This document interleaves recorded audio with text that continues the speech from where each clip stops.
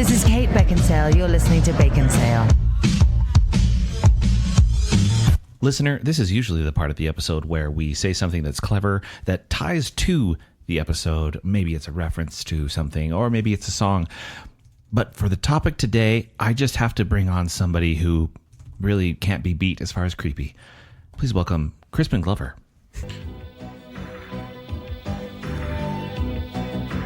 What the heck is it? I was walking on the ground. I didn't make a sound. Oh. And then I turned around. I saw a clown. Clowny, clown. I hate you, clown. This is unsettling. Your ugly frown. Smiley lips. I think I'll clip you across the nose, clown. Want this cigar? It'll get you real far. Well, there we go. That's Crispin Glover with Clowny, Clown. I don't want to do this cool, show right? anymore. It's good. I had forgotten about that song until he started singing, and then I was like, oh my gosh, this is that music video. Clown. Yeah. Yeah. There you go. Welcome to the Clown Show. Welcome to Baconsale. I'm Joel. I'm Kent. And I'm Zack. We'd like to thank you for listening to our last episode, our listener-submitted spooky story episode. It makes it sound so scary. Wow. Spoopy. Crook Cut Esquire says, thanks, guys. We'll be listening to the episode as a family tonight. The best one of the episode was the Tom Riddle Diary. Very well written and quite spooky. It was. It wasn't until after I realized, because I made the joke in the middle of that about the Tom Riddle's diary. Yeah. But then I didn't realize there was a character named Thomas. Like that was the character in there. And I was like, oh, What a riddle. yeah. We have a confession. Okay. KP Brown says, so my story was generated by ChatGPT. Shocker. This is which one was this? This was the one where we had our voice. Yeah, we did voices and everything. I could It never, was us. I couldn't have imagined Yes. of all of the ones. Oh, it's where we recorded in Joel's basement. Yeah, the one episode 187. And obviously, everybody knows I hate mustard. I decided to leave all the wild inaccuracies because they were funny, but I was legitimately impressed at a couple of things I got right. The first, the general subject matter of the podcast. It's almost like there are 500 episodes out in the ether. And second, referencing a condiment episode, which definitely has happened. And last, having reference to Zack, Western, and mustard, even if it did liking it wrong. So there you go. There's the confession. The script that we read. Yeah, there we go. It was Explains it. and then finally, Rachel Crump says, best outtakes. Way to preserve. Yeah, if you didn't listen all the way to the end, you probably should on most episodes because there's usually some outtakes, and this one's like a super cut of us just getting frustrated with our own reading skills. Yeah, it was. And that was like a quarter of the outtakes. I tried to piece together the parts where we were laughing and not being overly frustrated at us messing up so bad. Right. Because it was a lot. It was hours of reading. It was. Everyone. Yeah. But that's not what we're talking about today. What do we talk about today, Zach? We're talking about clowns. Clowns. Clowny clowns. They're just fun. Listener, No, they're fun. Everybody loves them. this is an audio format. This is a podcast. But you should know, for Why is some the video reason, on, especially for of this all show? the ones, Of all the ones. but I forgot to bring the camera. you should know, we are in full clown makeup and hair right now. Like, literally, Like headphones over the Headphones wigs. over the ears. Even when they don't quite fit. We only ditched the noses because they were bumping up against the microphone. and they can stand here. I'll put it on real quick. Yeah, hold on. I'll do the same. Hold on. When you put it on, it does make me sound a little nasally when I have to welcome to Baconsale. But it puts me really in character. But yes, we are in clown makeup, as you probably saw in the episode image that Kent has made by now. By the way, I think I found a new lease in life. Kent putting on the makeup. Kent's a cosplayer at heart. Yeah, Yeah, I am. Kent put on the makeup, and he became. just like Does he have a name? obsessively doing it. Like he did not They take his call eyes me Sprinkles the Clown. It's the only time I'll ever accept that name, everyone. Own it. Sprinkles. Guys, I love this. I was staring at the mirror like, Joel, do you have a clown name? Do I have a clown name? Yeah. I think I'm going to call myself MeeMee. MeeMee? Okay. MeeMee. It's spelled MEME I'm just George. because I literally did the clown meme makeup. that's actually perfect. There you go. Yeah. Yeah. I'm just going to go with George. I like George. Yeah, I like George. He's a classic Yeah. clown. Yep. He's a friendly guy. Yep. I got to say, this is never my favorite show, but always kind of an interesting one. Yes. I mean, Why not your favorite show? Well, because scary. Oh. Yes. And this is our monster of the season episode. Yes, it is. Yeah. Because in the past we have done zombies, werewolves, vampires, witches, aliens, haunted houses, Jason Voorhees, haunted objects, mummies, and Frankenstein. One of these things is not like the other. But it's going to become, because we got Running out of monsters. Michael Myers, here we come. 2026. I love these, though, because what they are is essentially educational. I've always taken something away, whatever liken unto yourself one, the werewolf one. Yes, that was probably episode my favorite. 126, liken this episode to yourself. I was just a humble listener at the time. But I've always found it fun because you want to hear where these stuff come from. I like the lore of some of those episodes because there's like tall tales, right? Yeah. Someone thought this old queen was a vampire. And then you have an episode like we did with the Frankenstein one, where it was like actual stories of reanimating life, which got kind of icky. Yeah. And now with clowns, we're all real. Well, yeah, because that's the thing about clowns is they do have a history, which we'll get into, but it's also fascinating how that history of an entertainer has become creepy. Yes. Like, inevitably, I was talking to my children today at the dinner table. We were chatting about stuff, and I knew I was going to be recording, and I said, well, what's your thoughts about clowns? And like, they're like, oh, they're creepy. And I'm like, yeah, but you young ones haven't seen a lot of creepy clown movies. And then my oldest daughter said something like, well, I've never really been around like a real life clown in like a non-creepy way because she's gone to haunted houses and stuff. And I'm like, that's a good point. We never have clowns at parties. We don't really go to the circus anymore. Like, it's a thing where they don't have positive, even Ronald McDonald, you don't see him in commercials anymore. So like positive clowns aren't really out there. So it has become which is too bad for the clown union out there. There are people that dress as clowns that are kind of disappointed by what's happened with clowns in the zeitgeist. But first I was going to ask you guys your experiences with clowns, like your personal experiences with clowns. Are you afraid of them? Do you have interactions with them? Yeah, Zack, you're a little younger than us. You're saying this while wearing clown makeup. Afraid is a big word. A little weirded out, but maybe, but not afraid.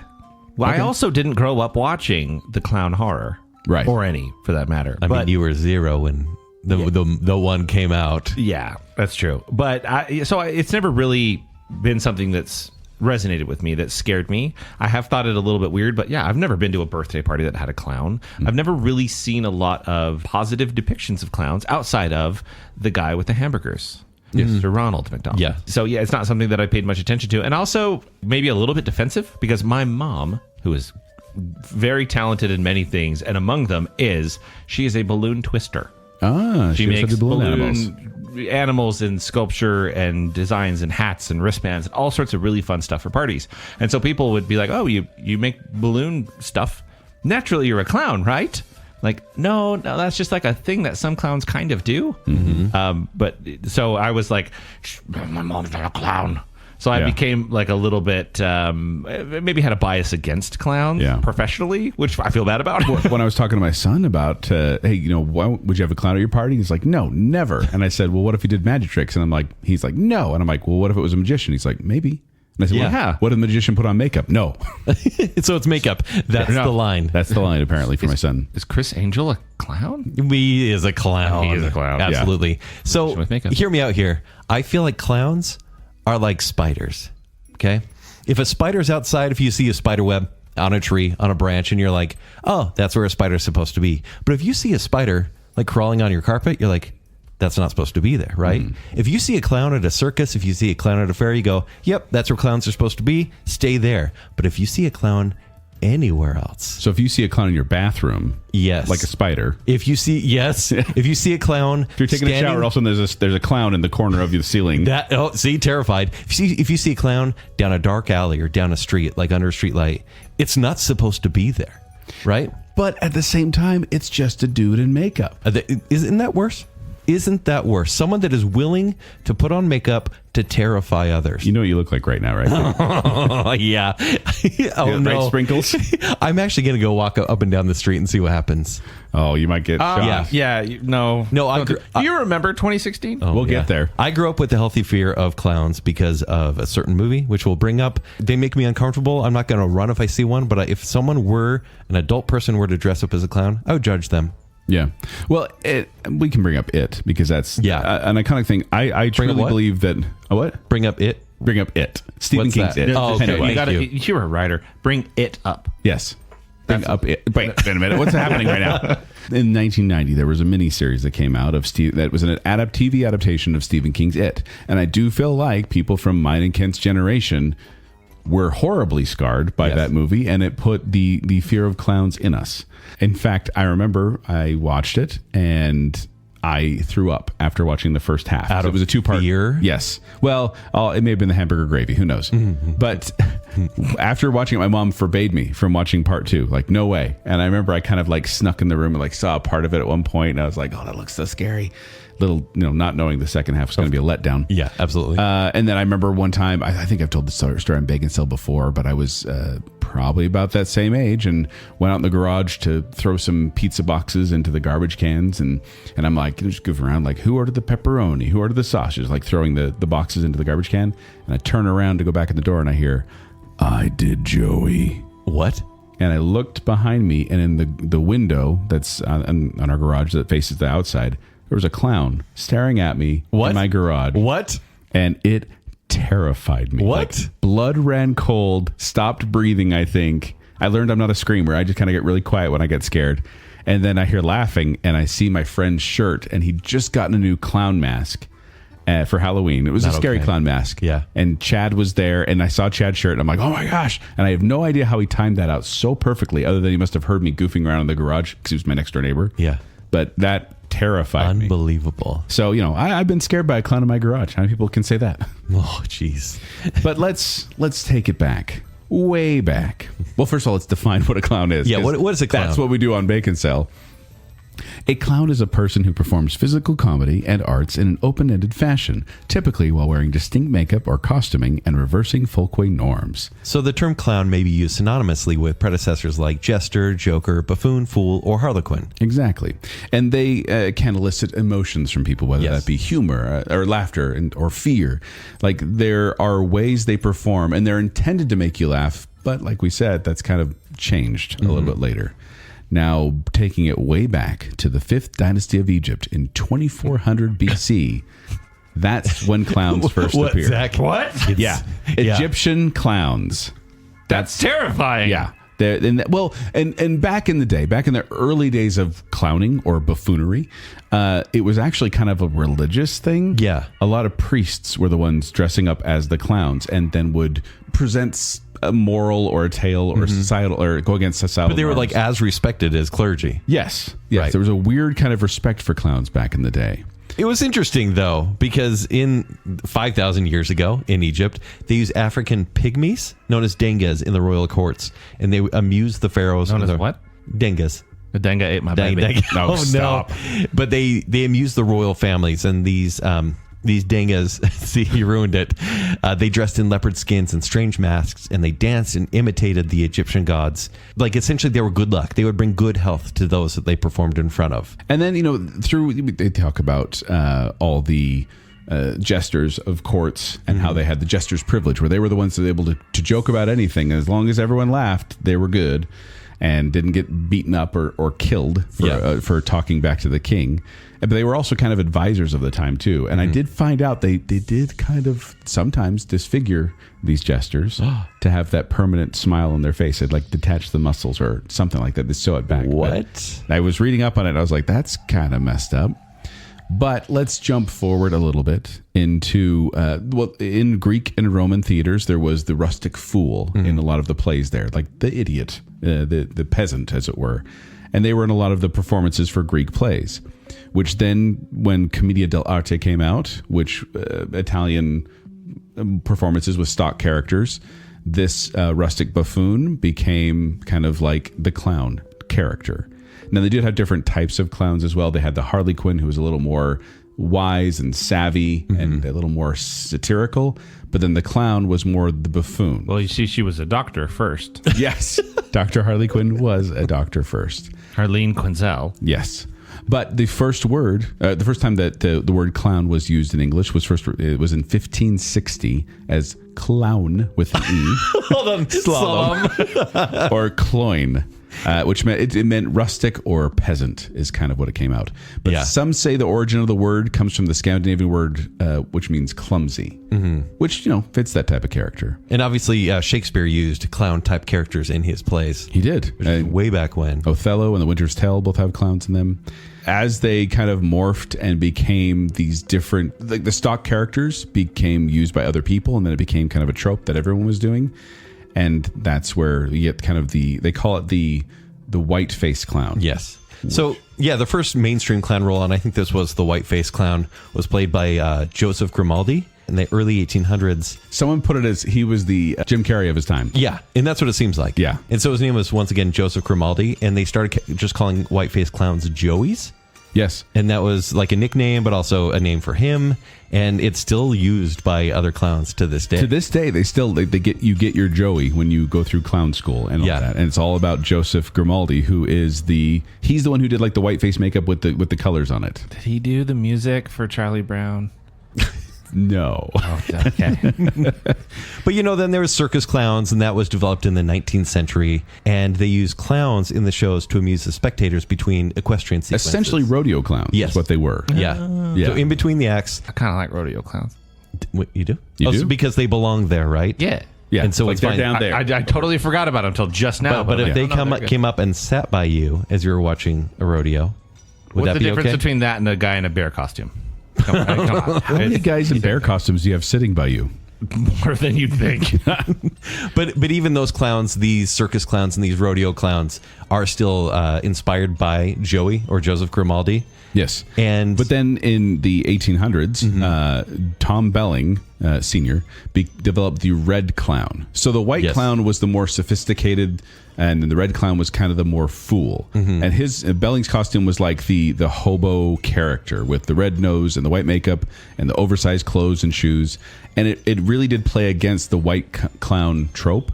So think of it like Abbott and Costello, right? So you had the straight man, the serious one, and then you had the buffoon. Yeah. And that's kind of what they did as well. Like even Bert and Ernie are technically the white-faced clown and the red clown. And so these characters that were created back then are still in our entertainment today. Yeah. I mean, obviously I just used two very old examples, but you think about that. They still exist. Yeah, it's still that kind of thing. So you have operas like Pagliacci. Oh, yeah. Which is, we'll talk about that in a little bit. We will. The creepy part, which was a very prominent clown figure as well. You've probably seen that look. If you don't, they had a character in Seinfeld. Crazy Joe Davola was dressed up as the crazy Pagliacci clown. But you see that. And that is the song, that's my opera voice. So yeah, that was one of those other prominent clown figures in the late 19th century. He's the one that they talked about in Watchmen, right? Yes, but I am Pagliacci. Yeah, that's the one. It really wasn't until the mid 1900s, around 1950, 1960, when clowns became associated with childhood entertainment, right? We had Ronald McDonald, and that basically put a happy face for the global burger chain and for Happy Meals. And we also had like the comical clown, squirting water and fashioning balloon animals and at children's parties. Yeah, well, I mean, you get Bozo the Clown, who is one of the biggest characters on TV in the 50s. Like, I think merchandising and television, like he was everywhere. And he's one of the reasons like everyone wanted these clowns at their birthday parties. And it's also kind of weird to imagine network TV having a clown show and being kids. Totally into it. Yeah. But the kids back then enjoyed it. Yeah. And like you mentioned Ronald McDonald, but that's kind of Bozo the Clown kind of influenced the Ronald McDonald look as well. And so they kind of modeled it after that. There is a Clowns of America International, established 1984, and a World Clown Association, established 1987. And they are for associations of semi-professional and professional clown performers. There's also a school in France taught by master clown Philippe Gaulier that included such students as Sacha Baron Cohen, Roberto Benigni, Emma Thompson, and Helena Bonham Carter. What? Have all graduated, or at least attended, I guess, From clown college? clown school in France. Like some people go to France for culinary school, some people go there from clown school. Now That's so fancy. There are a number of different types of clowns. Okay. And I'll get into a couple of these just very briefly. You have the august clown. These are the ones who stuff happens to them. It's kind of the red clown. Like the white face clown is the one who does the mean thing, and the red-faced clown, or the red clown, is the one that receives, Like suffers through it. Yeah. Okay. Yeah. Black-faced clowns, the less said about that, the better. Buffoon, it's kind of the darker cousin of the clown. He's an extreme, kind of a mime gone wild, essentially, is what it is. You have the Harley Quinn. We talked about that. It's a lighthearted, nimble, very physical, smart clown. You have the jester, who's, for the royal court. We already kind of talked about that. You have a mime. That's a different type of clown than others. The Perot, a sad clown. The Pueblo is a jester or a trickster in the Pueblo religion. Rodeo clown we already talked about. The Tramp is the one we talked about, the hobo clown. Although you get characters like Charlie Chaplin who are doing that tramp character. Did that exist before him, or was that it was right around that time popularized? He did it, like, he obviously created the look with the mustache and all that, but the clowns also did that kind of thing. Okay. Like, he's doing classic clown routines in his movies. And then we talked about the white-faced clown as well. So that's the one with like the ruffled collar and the pointy hat is the white-faced clown. Gentlemen, I'd like to point out while you're talking about clown types that we have seen a clown perform within the last, month and a half? 2 months? He sang songs. He was a... Oh my gosh, we did! Poirot, whatever. Puddles the clown. Perot, white-faced clown. Yes. Puddles Pity Party. Puddles Pity Party, that's right. Wow. Which is a performer who dresses like... Pagliacci. It's very hard to say. You know me with names. Yeah, Pagliacci, and with a deep voice and sing songs. But yeah, he's essentially wearing the Pagliacci. The sad clown. He's like 6'8", Yeah, full costume, by himself on stage. Doesn't break character. Not at all. but you mentioned that the Parao, that's the sad clown, Yeah. right? Yes. There you go. There's the archetype. We saw it performed on stage. Wow. How about that? Was that scary to you? Was that weird to you? Or is that just like, that's part of his stage presence? It took me a while to get used to it, but then he's obviously doing a performance right then. If he comes off stage and he was being the sad clown, like still staying in character, I'd be like, okay. It's interesting because it's not outwardly funny, right? He's not trying to tell jokes in the makeup. Because he's the sad clown. He's a sad clown, but it's about what he's doing that's funny. Now, clowns, for most of history, were comical and funny. But let's talk about when clowns turned creepy. Oh, okay. Well, I was having fun. Yeah. I really was having fun. Until now. Time to turn that around. Now, Zach, if you may know this because you're a smart guy, but do you happen to know the name of the fear of clowns, the phobia? Try to name it right now. Oh, and I have heard it, but I couldn't name it. Because it's a nonsense name. Yeah. It's coulrophobia. Coulrophobia. Yeah, that's right. And I was looking up stuff like the background of it, and from all I can tell, they just made up that word, coulrophobia. Coral. I'm scared of coral. But it is a fear that people have, and some, like, to varying degrees. Like, I kind of get creeped out by clowns, but I would have no problem being in the room with one. But there are legitimately people who would freak out and run away if they had a clown anywhere near them. So a study was done by the University of Sheffield that concluded that, in quotes, clowns are universally disliked by children. Some found them quite frightening and unknowable. And I think the unknowable is a really interesting thing. Yes. And there's just a couple other notes on this, but others have stated that clowns hide their faces, which makes them potential threats in disguise. Because why would they hide their face? And that's the thing, right? Because so young children are very reactive to a familiar body type with an unfamiliar face. Like, so kids, they kind of learn from your reaction what to expect in life. And if all of a sudden they get this larger than life character with a permanent smile, they think, is that a disguise? Or am I being forced to be happy? Yeah. And the natural dislike of clowns makes them effective in a literary or fictional context. And usually an antagonistic threat is usually they're usually the villainous character because it is like we're being forced to look at this smiling nemesis. Yeah. And like we mentioned before, professional clowns really don't like the bad clown or evil clown persona. They consider them kind of the rotten apple of the bunch. And they don't want to, propagate coulrophobia. Yes. So they try their best to kind of downplay that, and I feel bad for them because honestly, where do you see positive clowns these days? Positive trails. And we're going to talk about probably the turning point for clowns, but kind of like we want to talk about, Zach, what's the opera clown?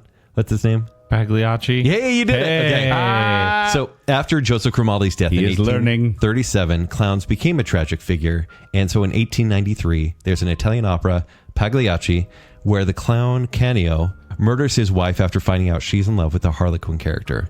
And so this entire thing is not only really sad, tragic, but also dark and scary sort of play, and people didn't really expect to see a clown in this type of role or character.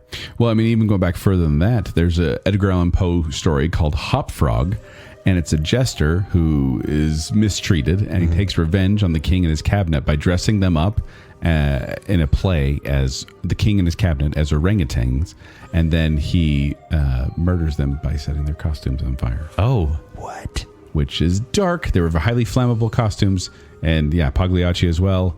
That's the thing as well. Ooh, one thing I wanted to bring up too. Oh, I should have given this to Zach. Oh well. Oh, is there a name? I can't handle it. So you guys, Zach and names. So there's an evil spirit called the Idlivirisong, and this is in the religion of the Inuit. It's an Enya song, right? The Inuit of Baffin Island and the Greenlandic Inuit. But they have this evil spirit that is usually depicted as a clown with a nose turned up on the side. And these Idlivirisong, they own many dogs, and together they live in a house in the sky where they wait the arrival of the newly deceased. When the deceased arrived, Idlivirisong will dance while saying Kimitiaka,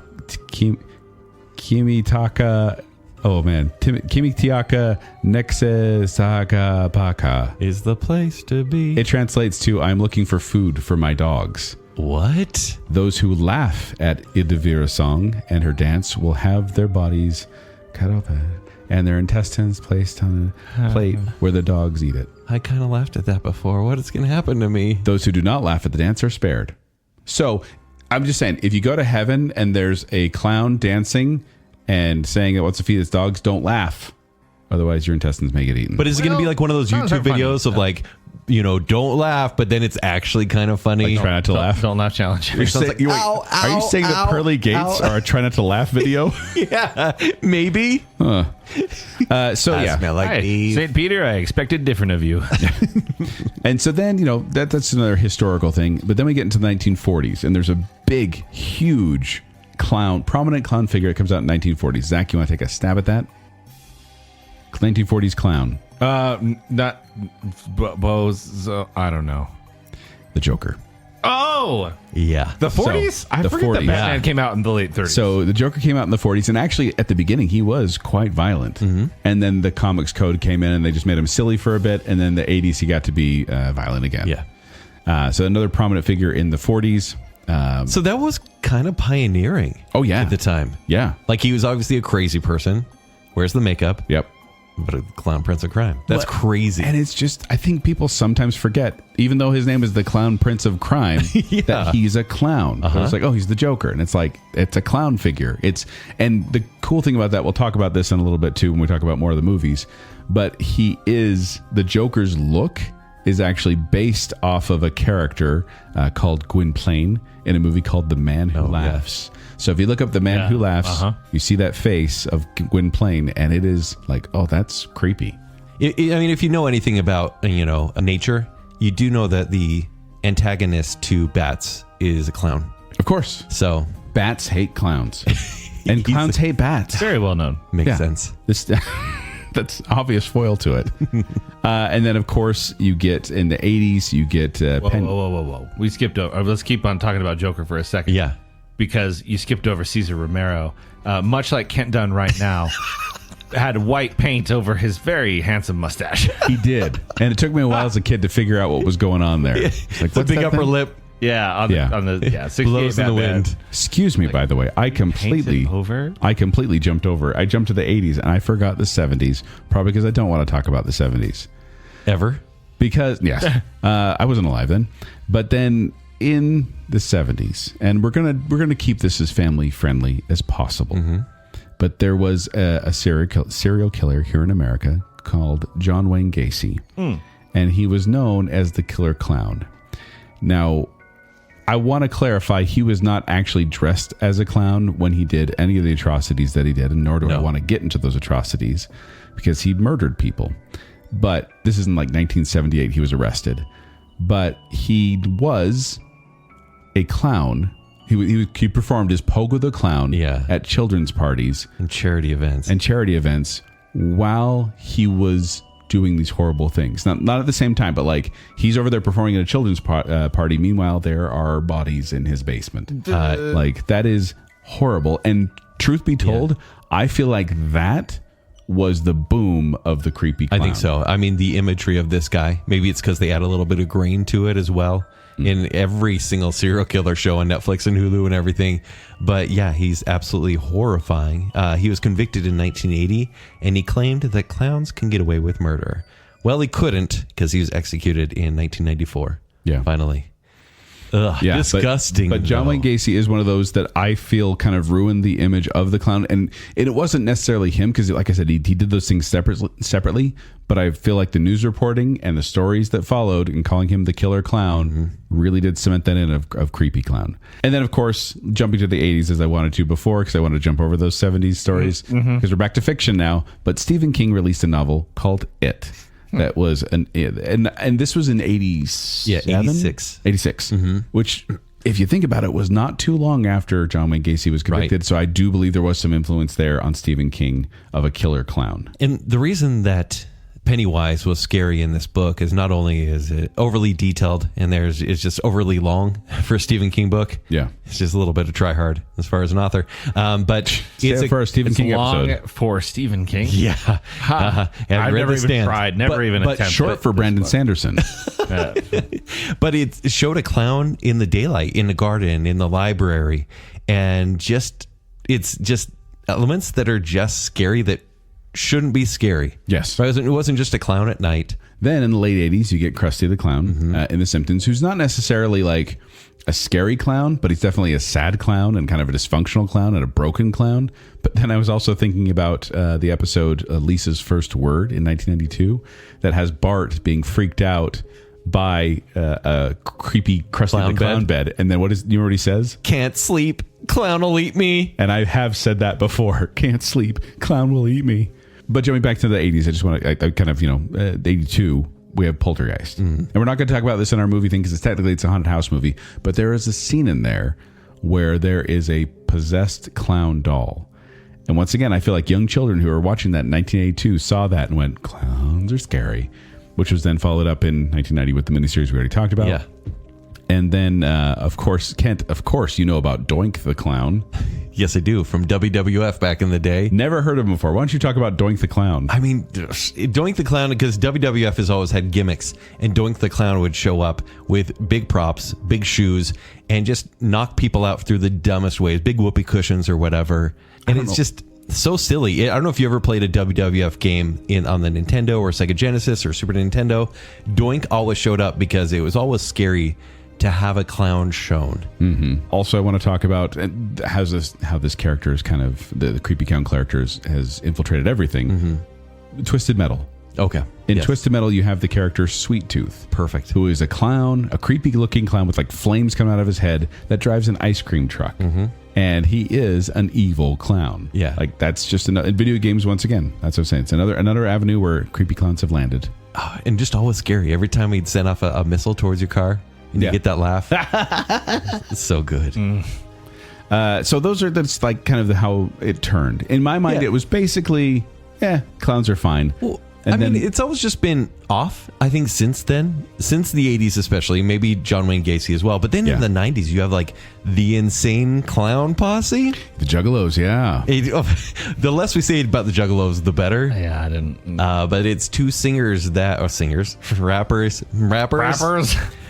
Clown performers. Guys who make noise while things that resemble music are on. Yeah, but they have this huge fan base somehow with their music, and it's become more of a movement than it has a fandom or I don't know. It's just it's hard to explain, but Juggalos, they're out there. Have you ever been sitting on a bus and a Juggalo walks on? I mean, I lived in West Valley. We should probably clarify what a Juggalo is. Near Kearns. Yeah. It's just, it's a dude dressed as a clown. White makeup and... Wait a minute. Maybe like... Are we Juggalos right now? Maybe like bleached hair from the 90s. Well, yeah, but it's like aggressive. You've got... spiky hair. You've got more like chains and baggy clothes. Think of a punk rocker from the 80s that wears clown makeup. Yeah. And it's very unsettling in public. But there's been clowns in everything. I mean, going back to the 80s, we have Pee-wee's Big Adventure. Yeah. Right? The Nightmare Bicycle Doctor clowns. Yeah. Which, it's a brief sequence, but it stands out. Well, I mean, even Brave Little Toaster has that nightmare sequence with a creepy clown in it. So it definitely has become part of our psyche. Can I just put on my nerd glasses real quick? In the game Final Fantasy VI, which was known as Final Fantasy III on the Super Nintendo, the villain is a clown named Kefka. And Kefka destroys the planet. And it's like one of the best Final Fantasy villains. And that's coming from me. But Kent, we've been talking so much about fictional clowns. They can't really hurt us, well, except for John Lucy. But let's talk maybe a little more about real life instances of clowns. So there's a period of time that we're going to talk about that I think it's more of a timeline of events because there are so many things that happened. I do want to talk really quickly about the precursor stuff. Yeah.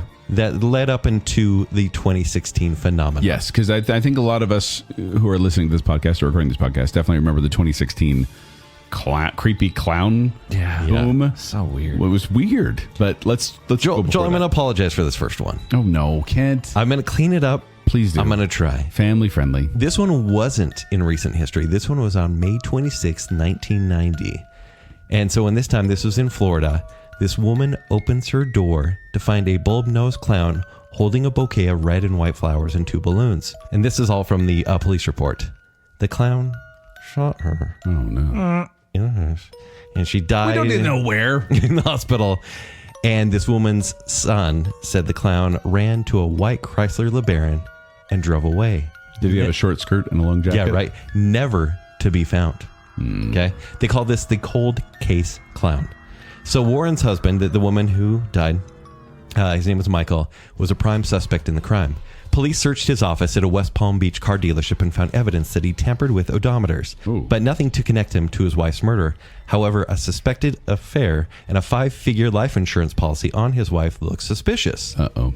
He was allegedly romantically involved with a female employee. The flowers and balloons delivered before her murder were purchased at stores near the employee's apartment. And costume shop employees tentatively identified her as the woman, this other woman, who had purchased a clown costume the same day as the killing. Neither he or this side woman was charged in the murder, and the case remains unsolved. It seems pretty clear. It does. Hindsight's 2020, but that does seem pretty clear. See, now I was actually going to pull it back even further, Ken, and this is one of those dumb, like, hey, why did you say this? There's nothing really to back it up. In 1981, in Brookline, Massachusetts, children said that men dressed up as clowns had attempted to lure them into a van. And I was like, that's cool. Let me read more about this. There's not much out there about it. So it was a kid's story. It's like, did it happen? Did it not? I don't know. But still, that's... Curse your curiosity, though. Yes. I've done a little more than I should. Of course, then we jump forward past yours into 2013 with a character who became as the Northampton Clown. And the Northampton Clown was repeatedly cited this is in England. He was standing silently around the town. Some people say that he had a knife, but the clown himself denied those rumors. But he would just sit around and stare at people in England. And then say, beep, beep. Yeah, he was. You look at the look of him, because you can look up Northampton Clown, and you can see that he actually does kind of mimic Pennywise the clown. Yeah. Who says beep, beep, Richie. As with a few of these stories, you'll find out this clown was marketing. Basically, guerrilla marketing. And you're going to hear this a lot for a movie that's made by he and his friends. And so, yeah, it's scary. Yes. Nobody wants to see this, but also people are taking pictures and putting it online. And remember, this is 2013, so kind of early days. I was just saying, I did a whole blog post about the Northampton Clown back in October 2013. Really, just about him? About that, yeah. Okay. So, yeah, it was creeping me out. So just 1 year later, same thing happened. There's basically a Pennywise costume clown, and he would show up in parking lots and school plays, but this was also for a movie. I think things really kind of escalated, and I have 2 longer stories. The first one is called the Wasco Clown. Yep. Do you have that one, Joel? I just have a brief one of it. So this is in California, right, Kent? Yeah. So this clown, there was an Instagram account for, like, I am the Wasco Clown, and became very, very popular. And he says, I am the creepy, evil-looking clown that is roaming the streets of Wasco, California at night. Come find me, and I will give you a balloon. No, thank you. That's what his post said. So residents said they spotted a clown, and this was over 20 sightings of a clown in this California town. And many of these people were terrorized with baseball bats and machetes. Yeah. A 14-year-old in a clown costume was arrested at the time, but this 14-year-old said, I just want to be part of the fun and the hoax that I saw online. And then the clown would then go to like kind of taunt the cops, like saying like, oh, you arrested this 14-year-old. He said, it's funny you think I got arrested. Come out and play. I don't like that. What a weirdo. I don't like that. So at the same time, remember, we're before 2016. This is still in 2014. Police in the south of France arrested 14 armed pranksters disguised as clowns who were chasing locals and laughing maniacally. The teenagers were carrying pistols, knives, and baseball bats. See, that's not clownish. Yeah. Stop clowning around. The same month, a person dressed as a clown was arrested in Montpellier, this is in France still, after beating a 35-year-old pedestrian with an iron bar. Hello. Yeah. And then a student in Baconsale sliced his hand trying to defend himself from an axe-wielding clown. Okay, once again, I'm still going. In Leuven, this is different accounts all in France. So everyone's like, it started in America. Maybe. But there's some weird stuff going on in Europe. So in Leuven, 4 fake clowns terrified school students with a chainsaw. The disturbing sightings became so common that the town in southern France went as far as banning clown costumes in November of that year. But the mime costumes are okay. Yeah, exactly. And French police blame social media for, they mentioned the Wascout and the Northampton copycats. Because that's what they said, what is plaguing France. It's these copycats in this bout of terror. Essentially, the French clowns were a prank. This was for YouTube videos. And it's called the, in quotes, Killer Clown Scare Prank. And they would just terrorize people. And it has over 527 million combined views between the videos. Jerks. Like, just ridiculous. But I think there's a line between, truth be told, I feel like there's a line between standing creepily and staring at people and wielding weapons. Like, I just feel like... Really? Well, I'm saying like... yeah, There's a difference there. but I just mean in regard to trying to scare people, it's like that kind of, hey, this is fun, and no, this is no longer fun. This is illegal at this point. So let's jump to 2016. Ah, yes. There were- Baconsale was a year old. Oh, mercy. And Zack was 2. This was the year of the clown phenomena, and I really hope that everyone remembers how newsworthy And I don't this was at the time. I was confused by the news because I kept being like, another one? Like, obviously, this is just people dressed up, but the news was treating it like this is a legit threat. This is a big threat. It was the weirdest viral thing to happen because it wasn't just like, hey, guys, this is just on Twitter. The news media was talking about this. So go ahead and give the story, Ken. So in the first one, the first major one in 2016, this was in August. And by the way, this trend only went for 2 months, but I feel like it went the whole year. That's what I thought. Yeah. So in mid-August 2016, in Green Bay, Wisconsin, there's a clown named Gags. Once again, going to seem very familiar. He'd be seen randomly around town. And this was another, and by the way, for a while, but it was another indie movie where the filmmakers wanted people to take pictures of this scary clown and then just put it online. And it was eventually just marketing for the movie. But that's the funny thing is this whole, like, the sightings in Wisconsin and there were other ones too, but like the sightings were first reported in Green Bay, Wisconsin, but it was a marketing stunt for a horror film, which I'm like, hey, that worked great, except for none of us know what the movie is. Yeah. Like, I still don't know what movie was attached, specific clown movie was attached to that one. A lot of people thought it was Rob Zombie 31. And it's basically just this, it's a Rob Zombie movie with killer clowns. And then he literally had to say, and he probably should have said, yeah, it's for my movie, because it could have gone viral. Yeah. But he said, no, I have nothing to do with this. Well, and the makers of Stephen King's It, which came out the following year, were also like, nope, nothing to do with us. These are just weird people. But these were incidents were reported in the United States, Canada, Australia, Ireland, New Zealand, and the United Kingdom. And by mid-October 2016, clown sightings and attacks have been reported in nearly all U.S. states, 9 out of 13 provinces and territories in Canada, and 18 other countries. Joel, do you mind if I go into some details on these ones? Go for it. So this is still 2016, the Greenville Clowns of South Carolina. Basically, a bunch of clowns tried to lure kids into the woods. Never a good idea. The cops couldn't find them, but the sightings increased. Adults started seeing these clowns around apartment buildings like, I'm throwing my garbage out and there's a clown standing by the dumpster. Yeah. Never a good thing. And if you saw these videos at the time, people would be like, why is that clown walking so weird over there? And then the clown would start chasing him and start yelling. Yeah.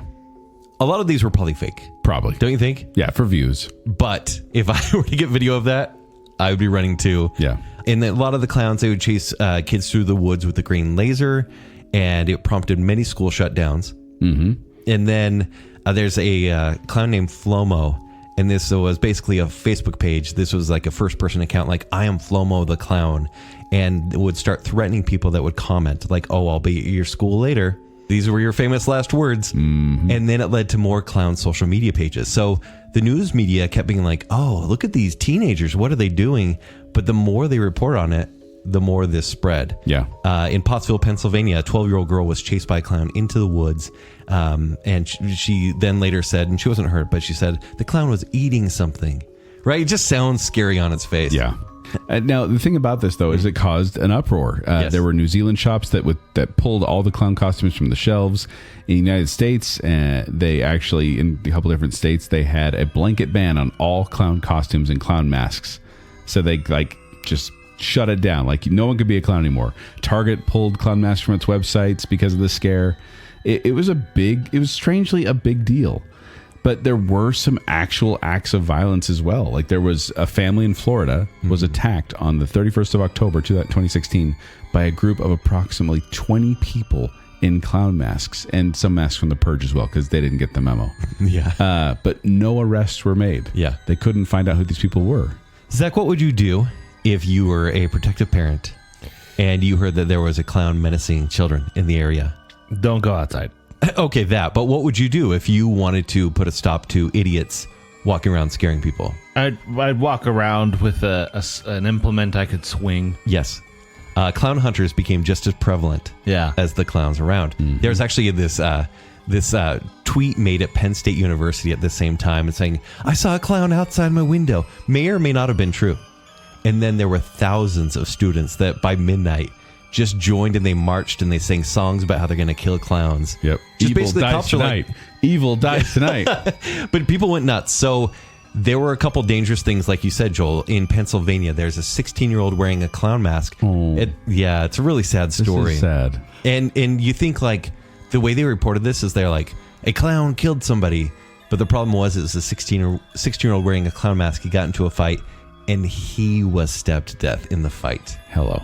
Yeah. Thanks for bringing the room down, Ken. Yeah, I know. This is what I'm here for. In Sweden, a clown did stab a 16-year-old, but that person did survive. There were accounts, too, of speaking of parents defending people, there were accounts of this clown who then disappeared in the woods, and they just started opening fire into the woods, just shooting into the woods.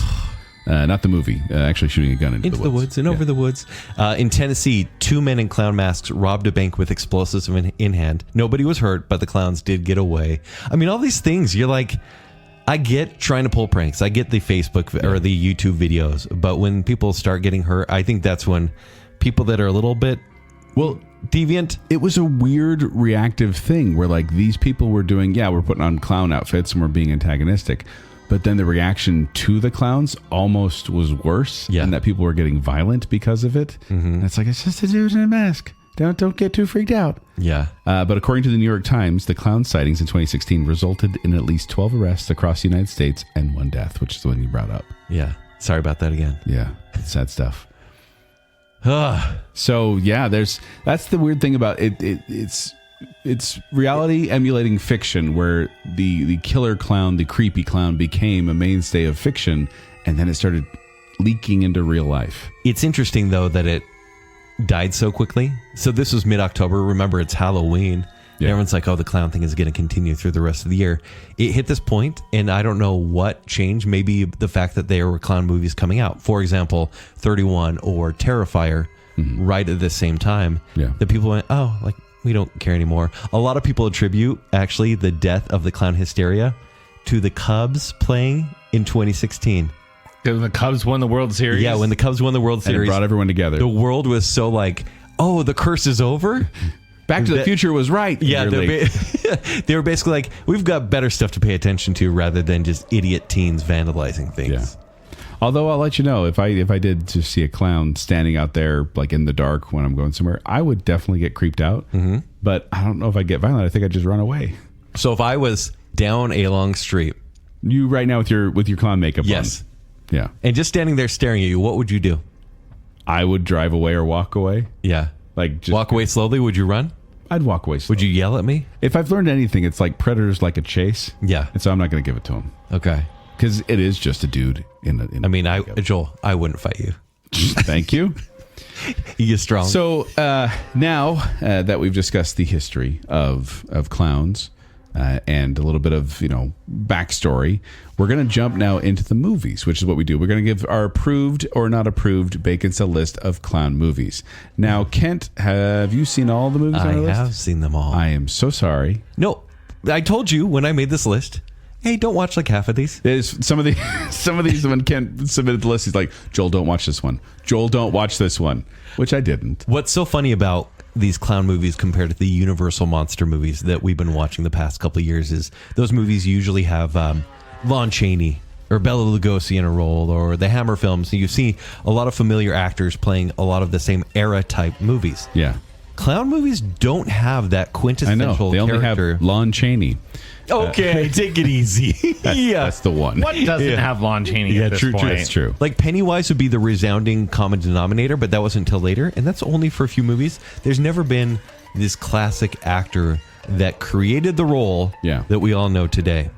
Now, Zach, can you read us through the list? And we have it in a kind of a chronological order, and I just want you to notice, listener, the giant jump in clown movies that we're going to address. All right, let's start. In 1924, He Who Gets Slapped.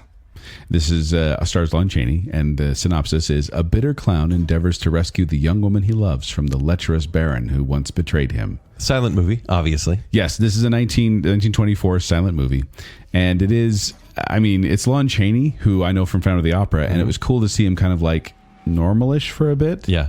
But it's not like this isn't a horror movie. Mm-mm. There is a very horrific scene near the end. There is. I was surprised by how much they showed in 1924. Not like in a scandalous way, but like, oh, that's kind of violent. Yeah.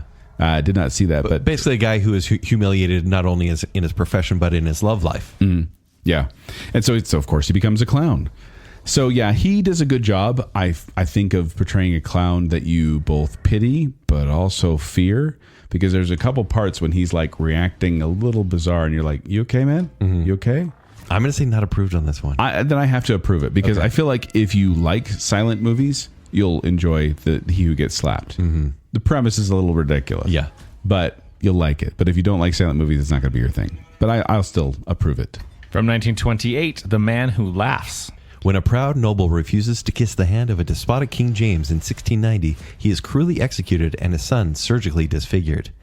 Now, once again, not a horror movie. You think so, though, because this is the poster, this is the character that the Joker is based off of. Yes. It's scary imagery. Like you said, the imagery is so scary. If you look up The Man Who Laughs, you'll see that face, and it's like, what is happening? But he's a sympathetic character. It's a romantic drama. Yeah. This is a romantic drama with some grotesque elements. This one is like almost twice as long as He Who Gets Slapped. It's 110 minutes. But I loved this movie. Yeah? I'd never seen it before. Well, but it was tragic. It was emotional. It was kind of scary at times. Yeah. I don't know. You didn't love it. I wanted to like it more, and then I was disappointed it wasn't a horror movie. Like, you see that image, you're like, oh, yeah, it's creepy, but it's a romantic drama, and it's fine. I liked it. Also, there was one character, Duchess Josiana, played by Olga Baklanova, looks exactly like Madonna. Like, yeah, you're right. Exactly. Distracting to the point where I said, is Madonna a vampire? Yes, actually. She bathes in milk. I'm giving this one a barely pass, though. Okay. Because it is, I think going back into it, if I were to watch it again, I think it's a good movie. I just was expecting horror, and it wasn't. Mm-hmm. But he is kind of a clown. We should clarify that as well. Yeah. That the smile is not just a smile. He does put on clown makeup at some point. Oh, yeah. Approved. Certainly approved for you, Ken. Okay, and so 28. 1928 to 1987. Yeah. Funland. So there is a huge jump there. 60 years. And we should clarify, Kent and I looked at a lot of the list, and a lot of the like student made or like straight to video stuff we didn't put on the list. If you want to find clown movies that we're not going to talk about, just go to Tubi. They're all there. Yeah. But there really was this big jump of like, hey, there's not really any creepy clowns in movies. Because the ones we talked about were romantic dramas, essentially. Yeah, even then. But you get like, this is where you would get Poltergeist in 1982. Not technically a clown movie, but there is a clown in it. Yeah. But yeah, this is 1987, Funland. When a mob family takes over an amusement park after the owner dies under mysterious circumstances, the recently fired clown mascot seeks revenge for the loss of his job. I like what Kent put on the list. It just says Funland, Obviously not good. It's not good. It is. And this is not, once again, not a horror movie. This is a dark comedy. In so much, like, they've got a character, the mob boss is meant to be Humphrey Bogart. Oh my gosh. Like, it was filmed in noir it was lighting. some guy who like does a Humphrey Bogart impersonation. It was so corny. And it's not really even like a clown murder movie. There's a clown that is a sniper at a amusement park. Six Flags. Yeah. It's real bad. It's so bad. And it felt like it's supposed to be a dark comedy. It fails in being that dark, and it fails on being a comedy. And then they pad the runtime with like all these characters. Like, it's like they were trying to make this, kind of raunchy teen comedy of the 80s where you have like all the cool different stock characters who all work together at this amusement park. Don't do anything with them. Nope. Doesn't matter. It's dumb. It's horrible. I'd recommend skipping Funland. Skip it. Not approved. Now from 1988, Killer Clowns with a K. Yes. Killer Clowns from Outer Space. And we did actually already talk about this one our Alien show? In our Aliens. Aliens who look like clowns come from outer space and terrorize a small town. So this one is one of the, I think, the most purposeful B movies ever made. Like, it is meant to be ridiculous, a midnight movie, not be taken seriously, because basically you have big, giant clown makeup, almost like puppetry. Yeah, and that's the thing is these are aliens from outer space who just happen to look like clowns. So, for example, like when they zap you with their little ray gun, and it's as silly as it sounds. Turns you to cotton candy. Cotton candy. Yeah. Yeah. And they have like a dog that's like a balloon animal, and it like sniffs people out, and they have a bunch of different gadgets that really kind of... But it's also like horrifying consequences. Yeah, like they knock a dude's head off. Mm-hmm. That I remember as a kid, that terrified me. The acting is purposely bad. It's B movie. It's intentional B movie. But why is it so fun to watch? Because it looks good. Yeah, it does. There is value in the production, and you can tell that the guys that directed it, the Chiodo brothers, they are special effects artists. That's what they do in creature creation, and it works. Zach, any desire to see this one? Maybe a little. You should. Yeah. This is a fun, ridiculous ride. I give it an approved. It's an approved. Okay. Yeah. Have you ever danced with the devil in the pale moonlight? 1989, Batman. Also not a horror movie. Oh, yeah. For some. Depending on the perspective, I'm still waiting for the movie from the perspective of the villains. Yeah. Where Batman is just shadows. By the way, this is the one where the Dark Knight of Gotham City begins his war on crime with his first major enemy being Jack Napier, a criminal who becomes the clownishly homicidal Joker. So yes, this is Tim Burton's Batman. This is the one. Batman. Ken said there were no big names here, but this one stars Michael Gough and Jack and Billy D. Williams and Pat Hingle. Billy D. Williams. Yeah, Robert Wool. No, this Harvey Dent. has Jack Nicholson, Michael Keaton, Kim Basinger. Like, this is the Batman movie. Yeah. And I thought it was weird when Kent put this on there, but then I was like, you know what? Because isn't it the Joker's movie? Yeah, the angle from the clowns. Yeah. Yeah. There are a lot of clowns in this movie. And lot of clown it imagery. is darker than maybe even some of the previous movies we talked about. And the makeup on Jack Nicholson is so great. Yeah, I love that part when he wipes off the clown makeup or the skin makeup and there's white clown makeup underneath. I thought it was a clever little touch there. Mm-hmm. So yeah, I give it approved. Of course I do. It's Batman. How could you not? As a clown movie and as a movie. Yeah. While we're on the topic of Batman, really quickly, I just want to point out the topic of Joker. Because it's the clown show. We can't talk about Batman on the Well, clown fine. show. Okay, fine. While we're on the Joker, I loved that in the animated series, oftentimes it was like, what's the Joker's plot? He's going to put out a gas that will just make everybody clowns somehow. Yeah. What? The Joker gas. All right. I don't know how it It's works. the end of the world. Everyone smiles. Everyone a clown. Wait a minute. That's terrible. All right, moving on from that, we have from 1990, It. In 1967, preteen outcasts fight an evil demon who poses as a child-killing clown. 30 years later, they reunite. Well, we don't have to mention that. That's the second part. So this is the miniseries. John Ritter? Part 1 and Part 2. But are we 192 minutes. Are we saying it's Part 1 and Part 2 combined? Yeah, because I mean, it's all It. It's all the miniseries. And the stars, like I said, Tim Curry, Harry Anderson, John Ritter, Richard Thomas, and Jonathan Brandis. Rated TV 14 because it was on TV. Now, the real conundrum here is, do we knock down Part 1 because of Part 2? Because the ending was so bad, do we knock down the fear that we felt, the sleep that we lost in Part 1? I think we saved that for our giant alien spider show. This is not a separate thing, technically. right? Like this It was two parts, but it was like one night after another. This should be considered. This is is one unified It's one thing. And of whereas course- later on, come two separate movies. Yes. And this is what made me so scared of clowns, and I definitely will give it an approved score.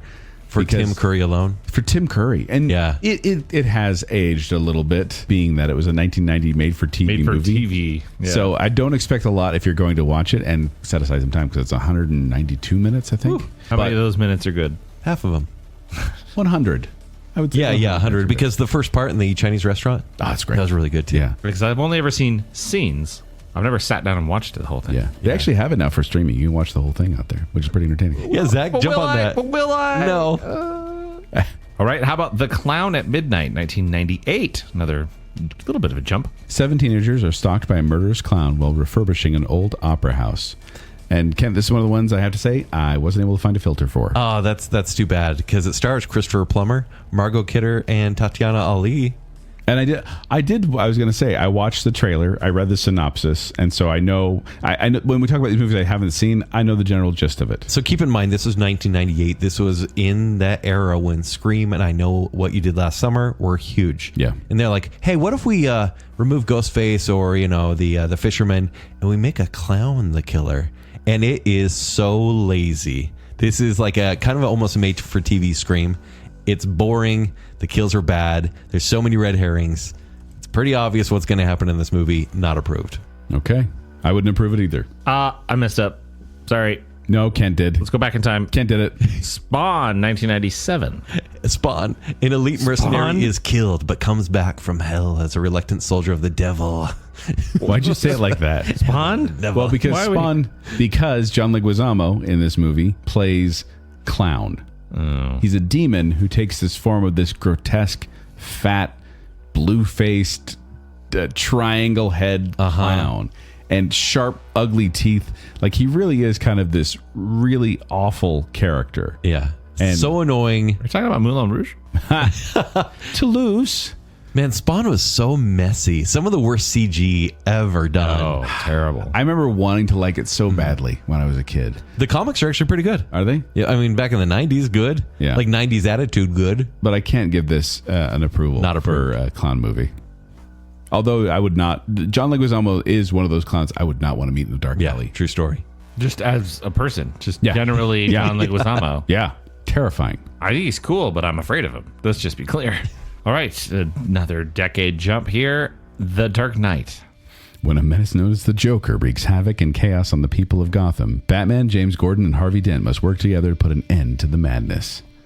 Well... Should we approve The Dark Knight? Is it good enough? I don't know. We only did an entire episode about Christopher Nolan. It's tough when you have the Joker in a Batman movie because, like in Batman 1989, he dwarfs everyone else, right? It becomes the Joker's movie, which is what we're talking about. This is the Joker's movie. Once again, not a horror film, but this is a movie about a terrifying clown. And I would say this is maybe as close to horror as you can get without being horror, because some of the things the Joker does, terrifying. Absolute chaos. Yeah. Zach, have you seen this one? The Dark Knight?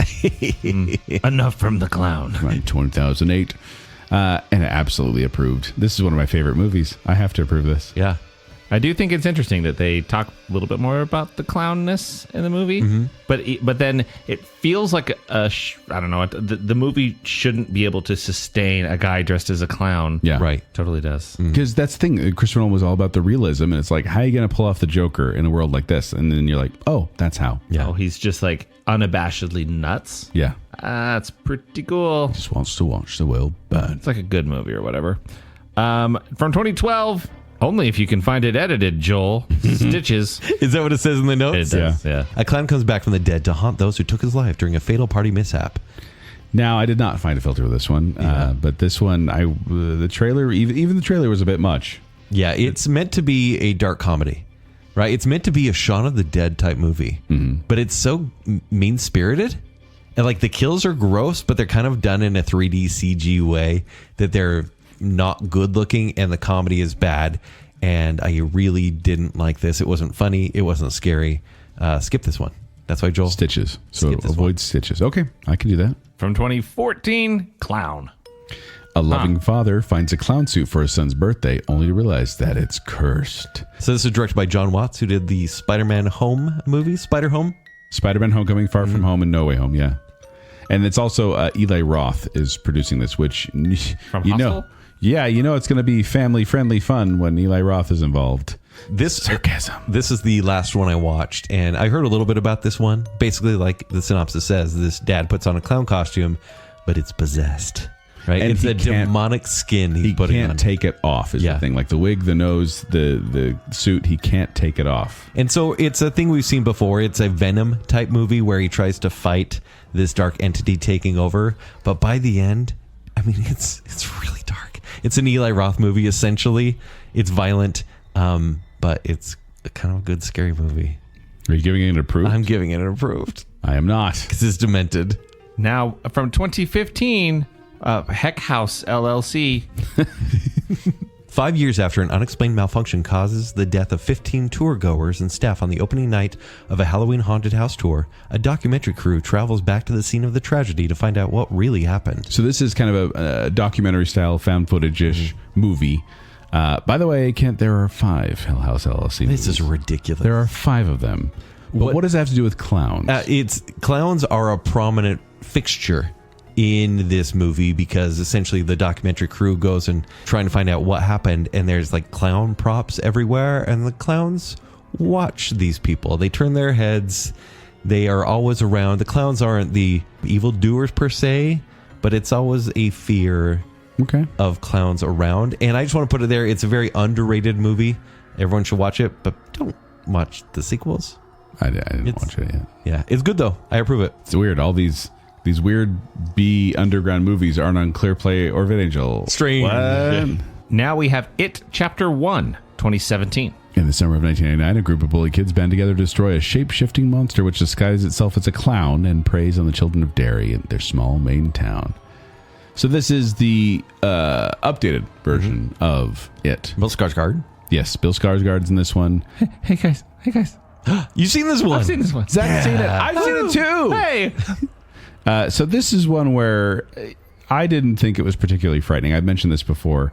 This to me was more like You mean when he's like waving the hand the riverside? It's a thing. Not scary? It's fine. It, like I said on, I think it was our last episode, or Scariest Movie Moments, where I said it felt like a cover, like someone was covering a song I like, and I was like, hey, this is a cool new way of doing it. This is Goldfinger's 99 Red Balloons.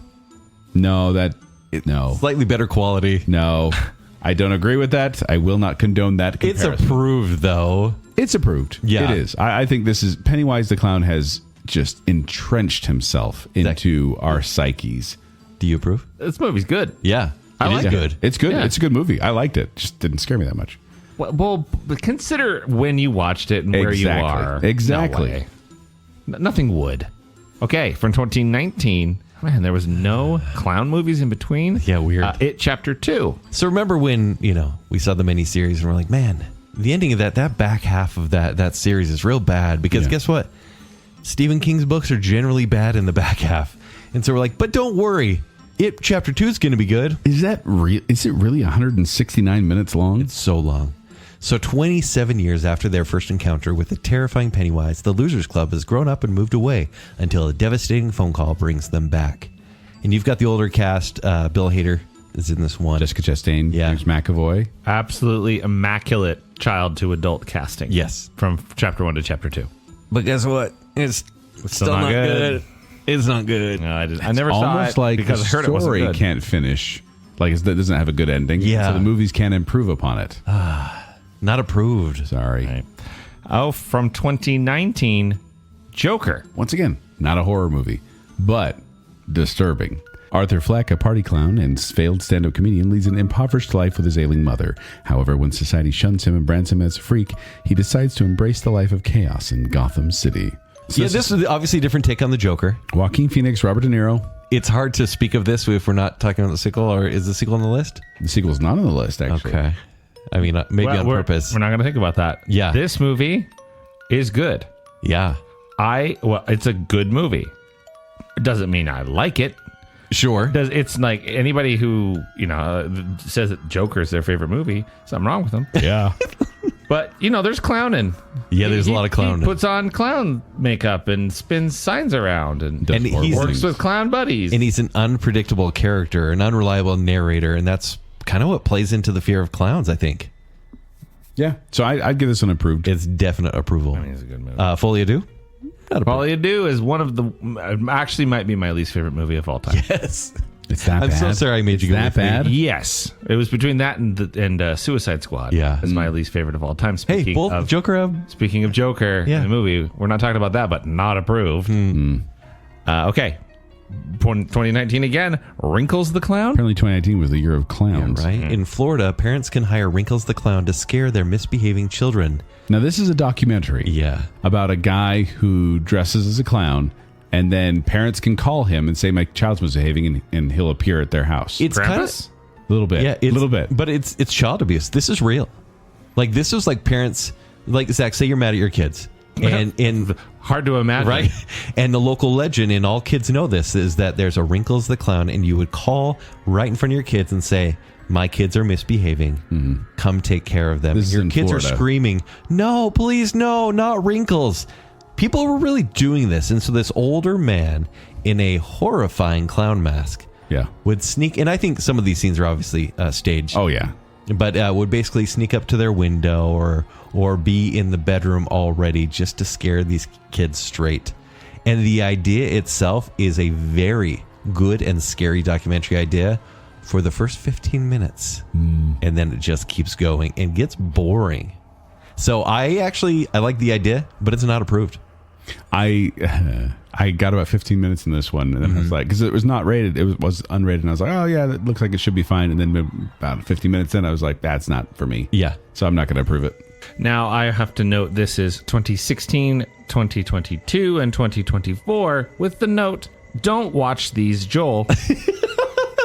Terrifier 1, 2, and 3. Don't watch these, Joel. Hey, watch these. Listener, don't watch these. Hey, Scott, you can watch them. A maniac named Art the Clown terrorizes two friends on Halloween and everyone who gets in his way. Okay, here's the thing.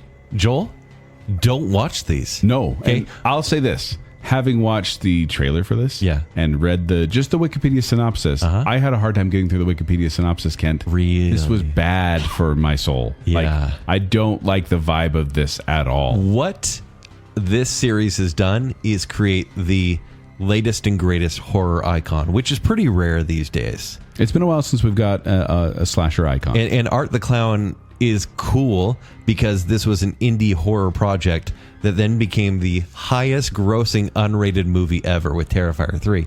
Well, a series that it won't finish until... When you say highest grossing unrated movie ever, you mean none of these have gone through the MPAA or got large distribution? None of these have gotten to the MPAA, but the last 2 and 3 got theatrical releases. Oh. Yeah. And made 3 made like $100 million. What? Yeah.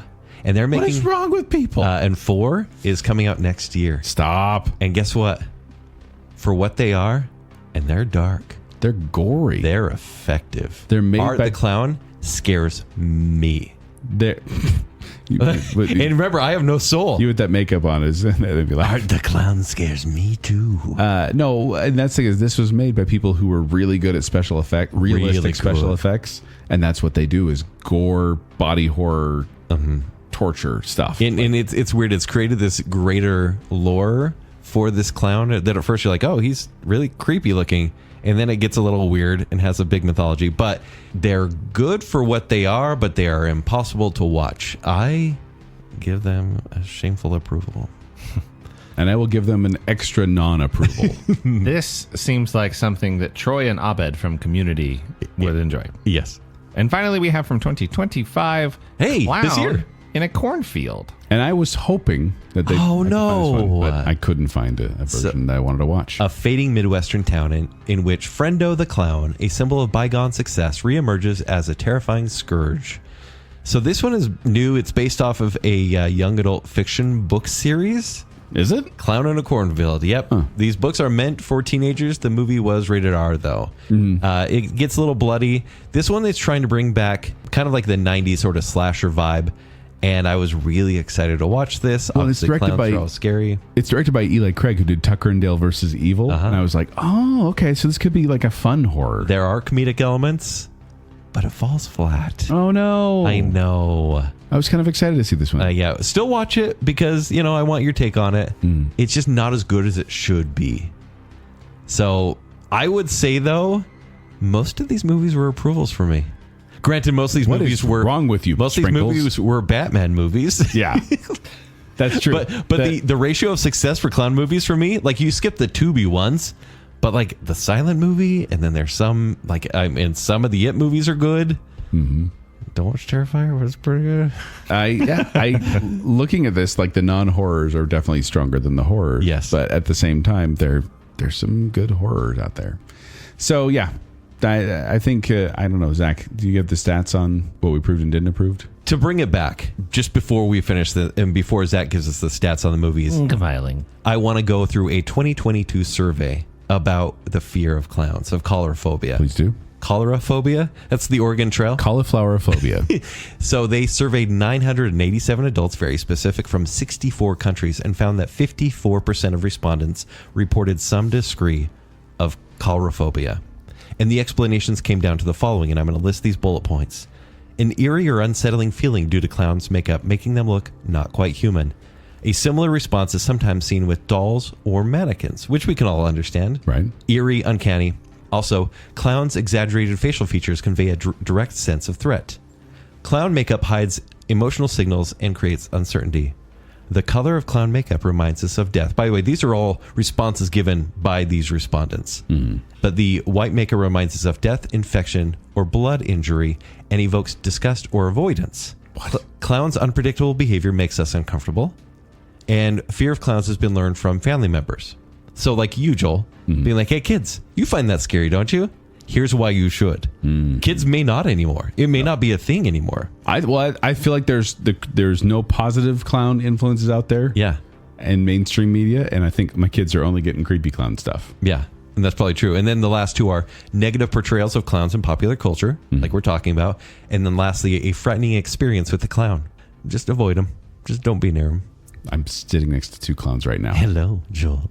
Can't you approved 11 of 18? Wow, I'm dark. Technically 19 because we did the Joker Folly I Do. Sidetrack, yeah. 19 and 20 and 21 if we count the Terrifier sequels. But Joel, you approved 7, but you didn't see 5. Yeah. At least 5. Don't watch maybe them. more. Hey, guess Mostly what? by choice. Don't do it. No. I like my soul. So there you go. There is our monster of the season. And the final Halloween episode of 2025. I will remember you. Can we talk about food next month? Yeah, we definitely can. And Okay. Hey, but if there's a monster or a classic, just a classic threat out there that we haven't discussed for our yearly special, Yep. Send it over to us. We love to hear those things. It's not like we're running out of ideas. We actually have a couple. We have a couple of ideas. We'll let you know about that. But let us know on Facebook. Let us know on Instagram. Let us know on Twitter if you are afraid of clowns. If you have coulrophobia, because it's a real thing that people have. And let us know your thoughts on these clown movies as well. And if you learned anything new about clowns, because we love hearing from you on social media. Before we go, we want to thank some patrons in a couple of special categories, including the I Am the Listener tier, which is Sawyer Western, Mrs. Robinson, Casey Cummings, Juice the Cooler King Swallow, Cream Puff Casper Milk Toast, Jennifer Kilkowski, Taylor Sanderson, St. Shannon and Sir James West, Rocky and Steph, Adam and Rachel Crump, Ryan and Marley, Lady Terry A. Finley, and Scott Sprague. And then we have our Baking Council, which is Debbie Foster, Glow Clendaniel. Glow. I was pulling for the Brewers, man. It was really rough. Our spooky couple, the Madsons. Oh, that's nice. The other Brit, Johnny English. Star Wars expert Kyler. Her Royal Highness Jessica Terry. Stephen Everyone's favorite Ross. The one, the only Chris Anderson. Nicole Decale, and Beaker. Thank you, patrons. You are the John Wayne to our Western. Oh, what do you think I was going to say? Wow. Jeez. But if you want to find me, you can find me at Same. It's a joke, guys. I'm a clown. Wake me up before Pogo. But if you want to find me, you can find me at 76Joel on Twitter. You can find me performing with Quickwits, who perform at the studio at the Parker Theater. For more details, go to qwcomedy.com or go to the Quickwits Facebook page. You can find me at Twitter at Kenny3DD. You can find me on Instagram at KenCDunn. You can read my movie reviews at ShowtimeShowdown.com. If you'd like to connect with me, you can do so on Twitter and Instagram at Zachary Western. But more importantly, make sure you're following Baconsale. Please like that Facebook page and then go to @Baconsale on Twitter and Instagram. After you've done that, go to tpublic.com/Baconsale and get yourself some merch. And then if you like what's going on here and you want to support us further, visit patreon.com/Baconsale, where support starts at just $3 a month. And you can get access to all sorts of behind the scenes fun, including Joel's travel logs to far off and foreign places, like Laverkin. Yeah, and pictures of us in clown makeup before we put it in the episode image. That's just not the patreon.com/Baconsale. So until next time.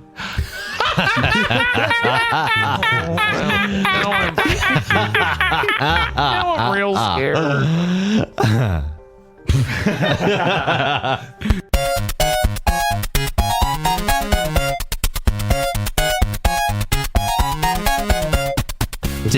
Testing, 1, 2, 3. That's okay. This is my voice. Hi. We're talking about clowns. Clowns. Clowns. They're just fun. My mom's not a clown. How many guys in bear costumes do you have sitting by you? More than you'd think. Are you saying that pearly gates are a try not to laugh video? St. Peter, I expected different of you. Bats hate clowns. And clowns hate bats. Very well known. They can't really hurt us, well, except for John Lucy. But the mime costumes are okay. I feel like there's a line between standing creepily and staring at people and wielding weapons. Joel, I wouldn't fight you. Is Madonna a vampire? That's the clown car. I think he's cool, but I'm afraid of him. Only if you can find it edited, Joel. Yeah, you know it's going to be family-friendly fun when Eli Roth is involved. Don't watch these, Joel. Hey, Don't watch these. listener, don't watch these. God's a cosplayer at heart.